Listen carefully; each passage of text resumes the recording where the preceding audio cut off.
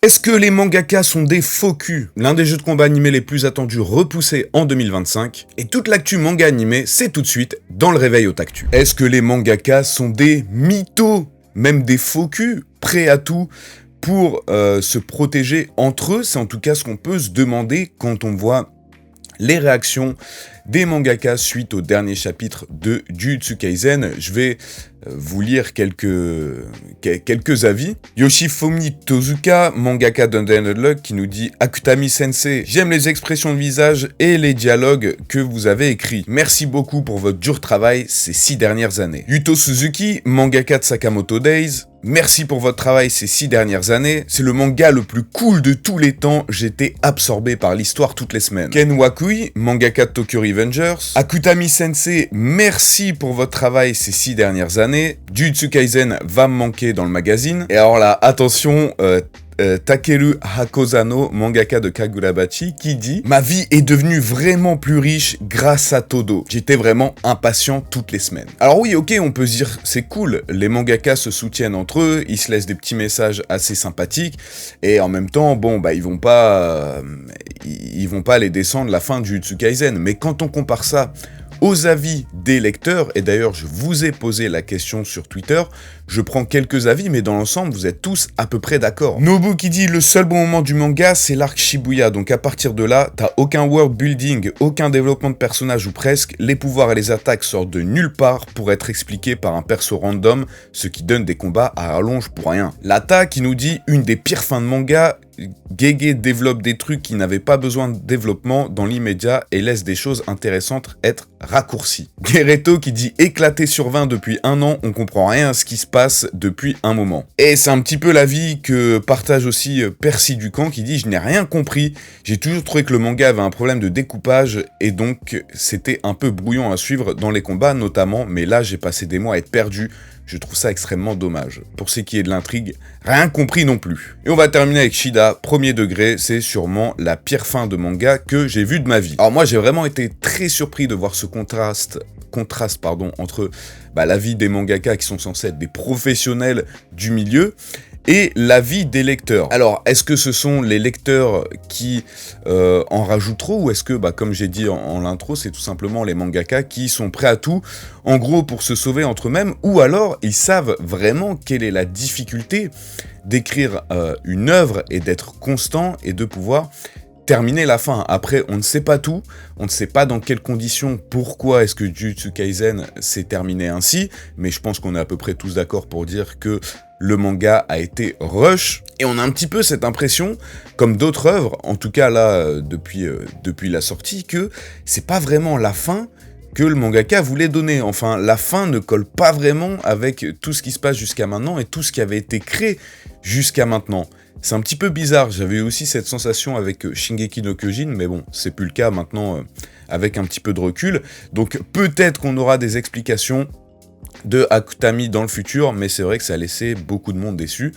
Et moi je me pose la question, comment font les mangakas qui font d'autres mangas parfois, qui arrivent même à sortir un chapitre toutes les semaines, pour lire les mangas des autres? Très honnêtement, ça me paraît un petit peu bizarre.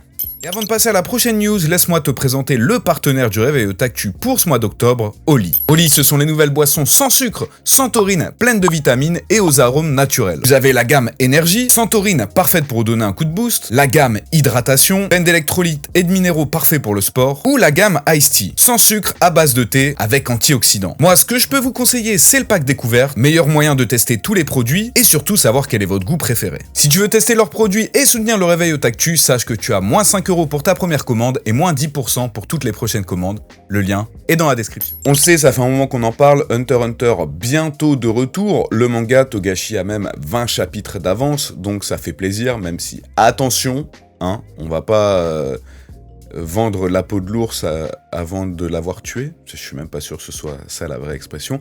Mais enfin bref, vous savez qu'il y a un jeu de combat qui est en préparation, fait par Arc System Works, jeu de combat 3v3 qui ressemble pas mal à Dragon Ball FighterZ, Hunter x Hunter Nen Impact, eh bien, il était prévu pour 2024 et il vient d'être annoncé, vient d'être repoussé pour 2025. Voici le communiqué que je vous lis tout de suite. Nous sommes vraiment désolés pour les troubles causés par ce report pour tous les joueurs qui attendaient avec impatience la sortie du jeu. Le délai est dû par le fait que nous allons implémenter un rollback netcode pour la sortie. Rollback netcode, qu'est-ce que c'est ? C'est un système qui réduit les délais de connexion quand vous jouez vos parties en ligne. Nous avons pris cette décision car nous pensions que les joueurs ne seraient pas capables de profiter pleinement du jeu dans sa condition actuelle. Et surtout pour les combats en ligne, ce qui est l'essence des jeux de combat. La nouvelle date de sortie sera annoncée prochainement. On apprécie votre compréhension. Nous continuons à travailler pour vous faire le meilleur jeu possible. Donc certains seront peut-être déçus. Moi, je trouve ça cool.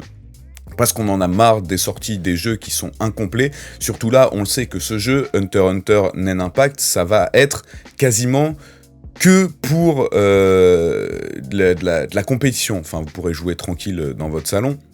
Mais ce sera un jeu à aspect compétitif, un peu comme Fighters. Donc si le mode en ligne, t'as des délais de fou furieux, c'est tout à fait logique de pouvoir le repousser. Après, comment ça se fait qu'ils aient pas prévu ça et qu'ils aient des problèmes de développement ? Ça c'est autre chose. Arc System Works, normalement, des jeux de combat, ils en ont fait à l'appel. Mais voilà, là, de toute façon, on a Dragon Ball FighterZ qui sort dans un peu plus d'une semaine. Donc c'est pas grave, on peut attendre Hunter x Hunter Nen Impact un petit peu plus longtemps, même si niveau gameplay on est d'accord, le jeu n'a rien à voir. Info en bref, on a Kohei Horikoshi, donc mangaka de My Hero Academia, qui a redessiné le tome 13 de Dragon Ball, vous savez, pour le projet Dragon Ball Super Gallery. Tous les mois on a un mangaka qui redessine une cover emblématique de Dragon Ball. La saison 3 de l'anime Re:Zero a commencé aujourd'hui avec un premier épisode de 90 minutes. Je crois que c'était déjà annoncé, mais Dragon Ball Daima sera diffusé en France sur Crunchyroll et ADN. L'annonce de la saison 2 de l'anime Grand Blue a été annoncée avec cette cover, premier visuel de la saison 2 de l'anime Frieren, et l'opening du remake de Ranma 1/2 qui vient d'être dévoilé sur YouTube. Je vous remercie d'avoir suivi le Réveil Otaktu. Si vous kiffez, comme d'habitude, n'oubliez pas le petit like, un petit commentaire, n'hésitez pas aussi à aller checker les produits Oli, encore merci à eux d'être le partenaire ce mois-ci. Je vous souhaite à tous une très bonne fin de semaine et on se retrouve vendredi à 7h pour un prochain épisode. Jana.